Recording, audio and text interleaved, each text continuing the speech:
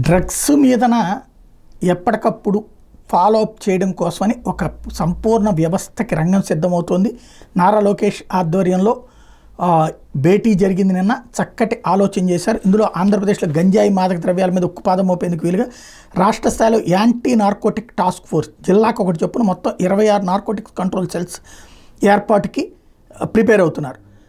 DGP పర్యవేక్షణలో IG స్థాయి అధిపతిగా ఏఎన్టీఎఫ్ ఏర్పాటు చేయాలని తీర్మానించారు. ఏఎన్టీఎఫ్ ఆధ్వర్యంలో రాష్ట్ర స్థాయి పోలీస్ స్టేషను 4 బృందాలతో పాటు కూడిన స్టేట్ టాస్క్ ఫోర్స్ వింగ్ నెలకొల్పాలని కూడా నిర్ణయించుకున్నారు. వీటిలో ఒక బృందాన్ని పాడేరులో, మరో బృందాన్ని విశాఖపట్నంలో ఏర్పాటు చేయాలని ప్రతిపాదించారు. ఎందుకంటే అక్కడి నుంచినే ఎక్కువ నడుస్తుంది కాబట్టి.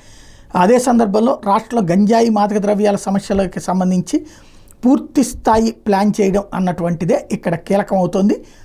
డేటా విశ్లేషణ చేయడం, సైబర్ నిఘాలతో డ్రగ్స్ని ఆట కట్టించేందుకోసం అని చెప్పేసి అడుగులు వేస్తున్నారు. ఇది సక్సెస్ కావాలని కోరుకున్నాం.